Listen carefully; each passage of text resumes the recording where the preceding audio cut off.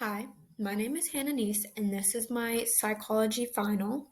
And I will be presenting my question to you through a presentation, and I'm presenting it to you through Screencastify, as if were doing it in class. So, my question is, how do eating disorders develop? By Hannah Neese. Sorry. Okay. To begin, what is an eating disorder? An eating disorder is any type of persistent eating behaviors that may negatively impact your health, emotions, and/or your day-to-day life. Types of eating disorders include anorexia nervosa, which is an eating disorder characterized by the maintenance of a body weight usually well below average through methods of starvation, and/or over-exercising. That is the main type of eating disorder I will be referencing throughout my presentation, but the two other listed here, bulimia nervosa and binge eating disorder, are also relevant to all the information I will be giving to you. Throughout our lives, our relationship with food can be dependent on how our parents feel about food.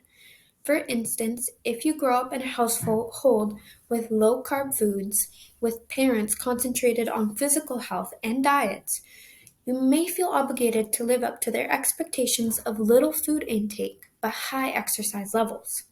Pictured here is the Hadid family, their famous supermodels, which I will be talking about more on the next page. This is Yolanda and her two daughters, Gigi and Bella. In observational learning, we learn by watching others and imitating what they say or do. Growing up with parents who restrict eating for themselves will greatly influence their children to do the same. Children can even begin to think that it's normal to have only one meal a day when living with their parents who only eat once a day. The best example that many have heard of is Yolanda Hadid, mother to her two daughters, Gigi and Bella. Growing up, she put these expectations on them to be extremely thin so they can be models. Throughout their lives, their mom would tell them that only having a handful of almonds was sufficient food intake, and eating hamburgers or any foods with high fat level would be shameful.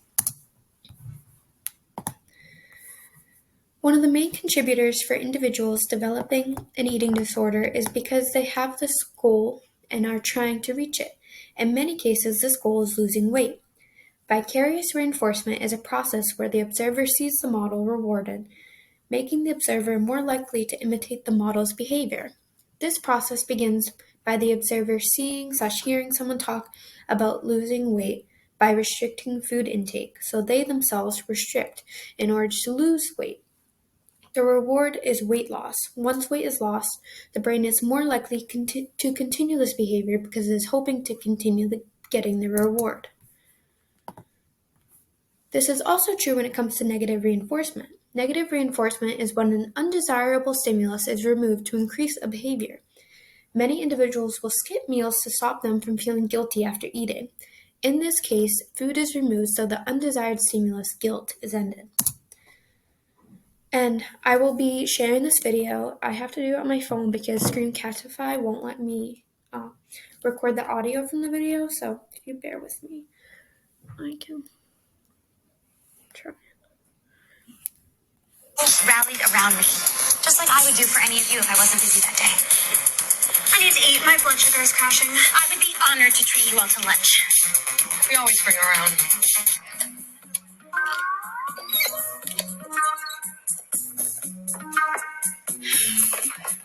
I am so grateful that you guys are sharing your not food lunch with me, but won't we die if we eat cotton balls?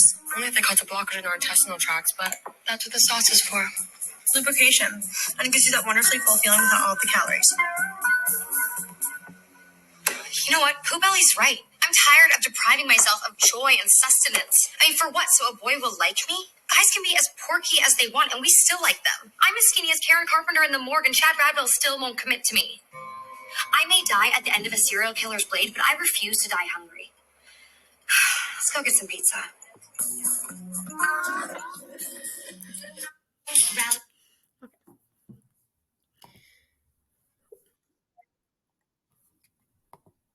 Okay.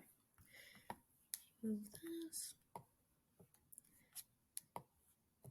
Okay. This scene relates to normative social influence. This is when people conform to the group norm to fit in, to feel good, and to be accepted by the group. In this scene, the brunette knows that eating cotton balls could potentially harm her, but after the group does it and tells her to do it herself, she almost does it even though she knows it is wrong. This relates to how eating disorders develop, especially with young girls. In a group, girls may be obsessed with all achieving weight loss. The girls may see one girl resorting to starvation for weight loss, and while they know this is bad for you, they themselves might do it as well to stick with what the group is doing. Also, something that I picked up from that scene is the idea of social norms and how women are expected to be thinner than men. Towards the end of that video, the blonde woman, I believe her name is Chanel, is talking about how women are expected to be thin while boys can be as porky as they want, as she puts it. And it's just interesting to know that society puts this pressure on women to be thin while men can look however they want.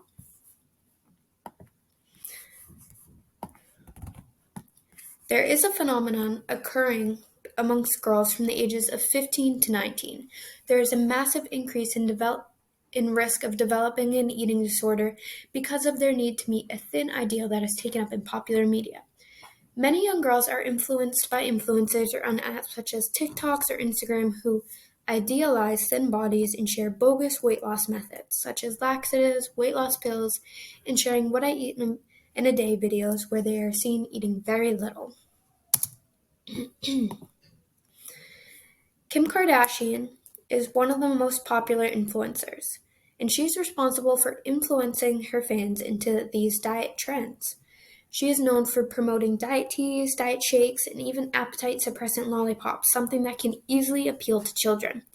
In this post right here, you can see she posted this on Instagram, which is a social media site that is accessible to people of all ages. And in her caption, she talks about how they're appetite-suppressant lollipops and they're literally unreal. And she even gives a discount code and says that you should get your hands on them and you need to do it quick before they sell out, and makes it seem that in order to lose weight, all you have to do is suck on a lollipop. While the exact cause for eating disorders are unknown, it is very common that mental illness can increase the likelihood of eating disorders. Depression, anxiety, post-traumatic stress disorder, and obsessive-compulsive disorder. These can all be contributors to eating disorders. Anxiety disorders, in particular, are a group of disorders in which a person experiences excessive, persistent, and distressing fear and anxiety that interferes with normal functioning. Anxiety disorders include specific phobia, a specific unrealistic fear. Anxiety can cause someone to think that if I eat this hamburger, I will gain 10 pounds. Obviously, we know that this is not logical. However, someone suffering from anxiety is unable to see the reality of eating a hamburger, and it will not make you gain 10 pounds. This is also true on the flip side. Eating disorders can increase the risk of an individual developing a mental illness. With restrictive eating, individuals often feel guilt and shame around eating, even though it's a natural thing. This increased levels of stress in regards to the specific sensor, in this case eating, can increase the individual's chances of developing anxiety. Body dysmorphic disorder is when someone is preoccupied with a perceived flaw in physical appearance that is either non-existent or barely noticeable to other people. An estimated 2.4% of adults in the U.S. meet the requirements for body dysmorphic disorder. People will go to extreme lengths to fix these flaws that are invisible to someone else. In the picture I included, you see a man who is pretty thin looking at himself in the mirror, and in his reflection, he sees himself as overweight. This is what body dysmorphic disorder does to your brain. It makes you believe things that aren't real, but in regards to yourself, your appearance, stuff like that. One of the best therapies offered for eating disorder treatment is cognitive behavioral therapy. CBT is a common type of psychotherapy treatment when therapists help patients identify cognitive distortions and how their emotions affect their behaviors. CBT can help you recognize negative eating patterns and thoughts and develop healthy eating habits. The best way I describe CBT to people is imagine that you have a good little angel on one shoulder and a bad devil on the other shoulder. The bad devil is your cognitive distortions.